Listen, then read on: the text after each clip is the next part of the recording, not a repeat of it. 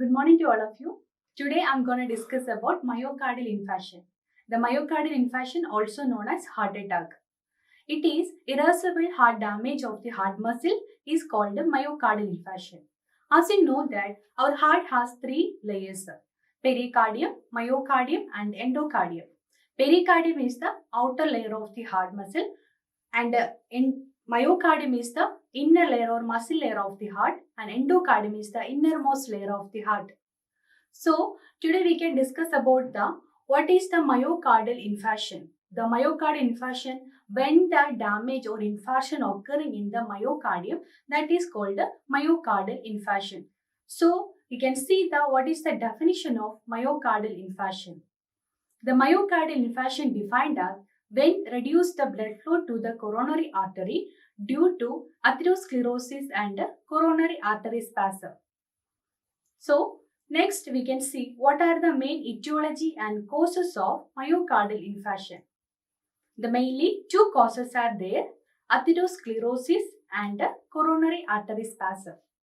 The atherosclerosis means when the fat or lipid deposition in between the blood vessels, that is called atherosclerosis. And also second one, that is the coronary artery spasm. When the blood vessel obstruction or occlusion in the coronary artery, that is called coronary artery spasm. These are the two main etiology of the myocardial infarction or heart attack. So next we can discuss about what are the main risk factors of the heart attack. The risk factors such as family history of any ischemic heart diseases, diabetes mellitus, hypertension, chronic kidney problems, and obesity, smoking, alcohol consumption, and physical inactivity. These are the main risk factors of MI. That means myocardial infarction. So next we can see the pathophysiology of myocardial infarction or heart attack. The pathophysiology due to the etiological factors. The etiological factors, as you know, atherosclerosis and coronary artery disease. Artery spasm or artery diseases that will leads to sudden obstruction and narrow the coronary artery. That will leads to the when the obstruction will occur, there is a chances to reduce blood flow and oxygen supply to the heart muscles. So it will develop the ischemia and hypoxia. So that will leads to necrosis of the heart muscles. When not get the sufficient blood and oxygen to the muscle, so there is no proper functions. So the chances to the necrosis of the heart muscles. The final result you can see that myocardial infarction. So we can discuss about the what are the clinical manifestation. If the person who are suffering the myocardial infarction or heart attack, the signs and symptoms will show. So we can see what are the main symptoms of that. First one is the angina pectoris. The angina pectoris is the medical term. It is known as chest pain. Mostly we know our heart is situated in the left side. So when the signs and symptoms occur, the chest pain happening in the left side area. So that is the radiated pain start from jaw, neck, shoulder and upper arm.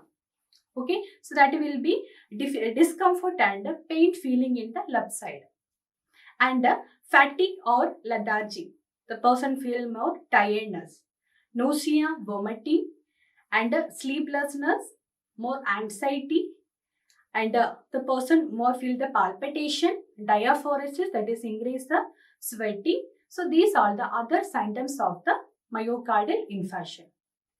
So next we'll discuss about the diagnostic evaluation or assessment of the myocardial infarction. The assessment, history collection and physical examination. So while we are collecting the history from the patient, we should collect the family history if anybody have the heart related problems and how to collect the person history, the previous and present illness about the cardiovascular problems. Okay, so next we have to go for the ECG, electrocardiogram. The electrocardiogram So when the person has the myocardial infarction, we can see the changes in ECG. There is a T wave inversion and ST segment elevation and also abnormal changes in the Q wave. And next one is the echocardiogram. The echocardiogram, it helps to analyze the function of ventricles. So that's why we can do the echocardiogram. Next one, and laboratory tests. In that we can do that creatine kinase and myoglobin and that LDL and HDL levels. These are the laboratory tests that the CBC will be do. That is complete blood count. Okay, so next we can see the management. The person have the myocardial infarction, the management is very important. Under the management, we can discuss the pharmacological management, surgical management and nursing management. So, in the pharmacological management, that is one is a short, easily we can understand with the name of the Mona Lisa. The short is MONA, Mona. So, M for morphine, O for oxygen supply, N for nitroglycerin and A for AC inhibitor and also aspirin. Okay, so let's we can see morphine we are giving to relax the heart muscles and it help to reduce the workload of heart. Okay, and oxygen will give to the, it is helped already we know when the oxygen supply is delayed, that's why the person having the problem. So we will provide the oxygen supply also. And nitroglycerin also given to relax the heart muscles and reduce the angina pectoris. Last one is the aspirin. The aspirin is the thrombolytic that will help to dissolve the blood clot in the blood vessels. Okay, so we have to note that when we are administering morphine and also aspirin, in the morphine we are administering how to monitor patient vital signs continuously because it is chances to depress the respiration as well as the blood pressure. So while we are administering the aspirin, we have to notice that a person have any kind of the bleeding disorders. So that time we have to notice while we are administering the medications. Next we can discuss about the surgical management. In the surgical management, there are mainly 4 surgery we can do in the myocardial infarction. First one is the PTCA, that is percutaneous transluminal coronary angioplasty. Second one is the coronary artery stent and third one is the atherectomy and fourth one is the CABG. CABG is the coronary artery bypass graft. So we can discuss each one. First one is the PTCA, percutaneous transluminal coronary angioplasty. In this procedure, the physician do the insertion of catheter, that also known as sheath, will insert from the femoral artery to aorta up to the coronal artery. And after that, they are injected one dye to the artery and it will reach to the where the blockage is present. So, physician will be analyzed with the help of the fluoroscopy where the blockage is there. After that, they will be insert one balloon tipped catheter through the femoral artery. This just before we insert the one catheter, through that we will be insert again one of the balloon tipped catheter. That will reach to the blockage area and it is inflated and the balloon will be pressure is there that will help to crack the atheroма or plaque inside the artery. So after that, deflate the balloon and it is remove the catheter. That is the first procedure, PTCA. And second one is the coronary artery stent. The same we done the angioplasty, the same procedure only we are doing, but in here we are inserting one metal mesh. That is the stent. Stent is called the one of the metal mesh. That we are inserting the metal mesh and we have to inflate the balloon and the metal mix will be fixed in between the artery and it will help to pass the blood.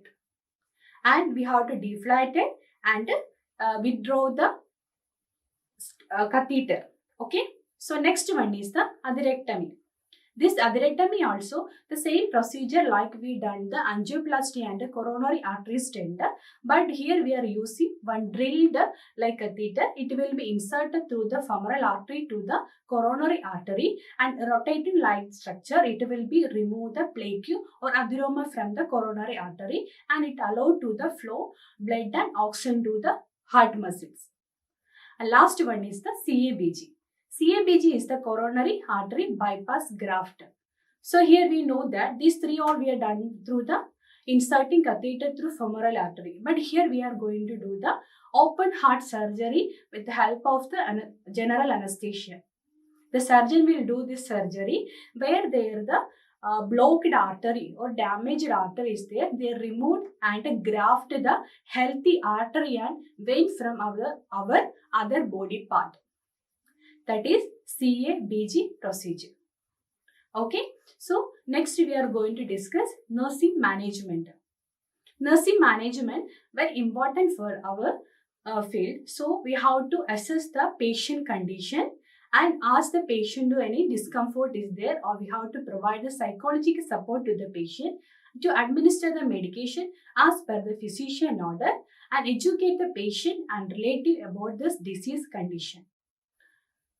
Thank you. So hope you understand the myocardial infarction or heart attack. So heart attack or myocardial infarction is the reduced blood flow and oxygen supply to the myocardial muscle or heart muscles that will damage the heart muscle and will leads to the heart attack. Thank you all.